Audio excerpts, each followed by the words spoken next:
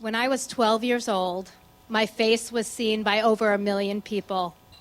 The year was 1981, decades before cell phones, the internet, viral videos, and hashtag I woke up like this. Back then, having that many people see your face was something only achieved by heads of state, movie stars, murderers, and now me. My parents had recently divorced, and it was my father's every other weekend to spend quality time with me and my 2 sisters. Divorce seemed to agree with him. He lost 30 pounds. He traded in his dirty Volkswagen Beetle for a used, shiny Mustang II.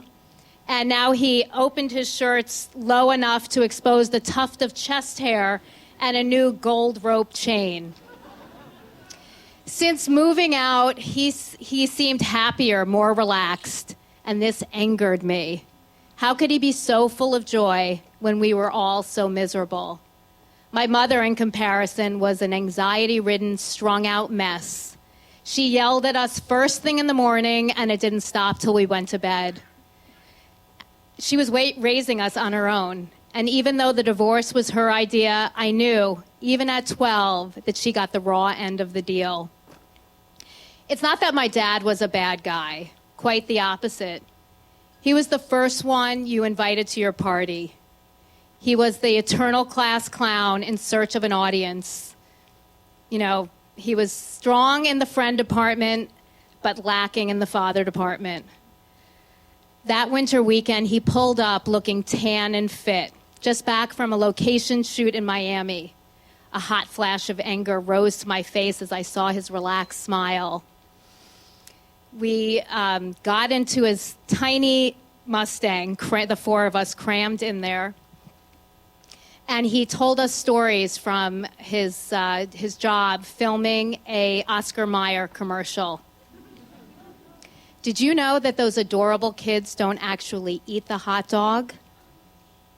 They chew it while singing and fishing off a pier, and then they spit it into a bucket.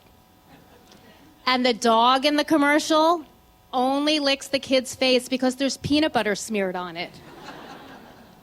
I was fascinated. I wanted my father to tell these stories forever, and I accidentally smiled, but I caught myself before my father saw me in the rearview mirror. A few interesting stories wasn't going to soften me. So it was freezing out that weekend, so my father suggested an indoor activity in New York City. I forgot that part. Sorry, we were in New York City. And so we went to the Guggenheim Museum, which is in New York City. And he zeroed in on a parking space right near the museum that another car was having difficulty struggling to get into. My father chastised their driving abilities. I knew that guy when he was alive. He's never getting in there. Give up. After a few more tries, they did give up, and my father wedged his car into the spot, hitting the front car and the back car several times before leaving. There were mere centimeters between the cars. He got out, and he inspected his handiwork, and he just started bragging. Look at that spot. Look at that parking job. That spot wasn't big enough for a 10-speed, and I got in there. No one else could have gotten in there. He continued his rant as we walked down Fifth Avenue. And as we were crossing the street, I noticed a man with a camera pointing in our general direction. And I turned to my father and I said, "Why is that guy taking our picture?"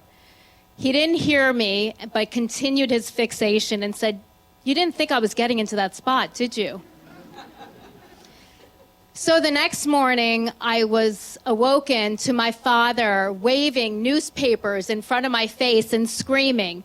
And he threw the newspaper on my pillow, and there we were, on the front page of the Sunday New York Times. A huge photo of us, my sisters and father in full stride crossing Fifth Avenue, and me staring straight at the camera in mid-sentence. Why is that guy taking our... The caption under the photo read, first cold, then snow. A family bundled against the bitter chill crosses Fifth Avenue. New York City Sanitation Department issues full alert, page 27. We were so excited, we called everyone we knew. And then to celebrate, we decided to go to Chinatown to eat more. And on the way downtown, my father stopped at a newsstand, and he picked up the newspaper and he held it to his face, and he asked the newsstand man, "Who's that guy?" I wish I was making this up. He held it up, and the newsstand man looked to my father, looked at the newspaper, looked to my sisters, and then he said, "That's you!" We were so giddy from the recognition that we egged my father on to stop at every newsstand and pretzel cart we passed. And each time we waited for their shouts of recognition. So we got to the restaurant in Chinatown, and we immediately showed the manager the newspaper. It's our golden ticket now. And he shouted something in Mandarin, and within minutes, we were seated, and there was a round of Shirley Temples and fried wontons on the house. We clinked our glasses to celebrate our celebrity, and we laughed at the absurdity of it all. And we decided that this is probably what it feels like to be Tom Selleck.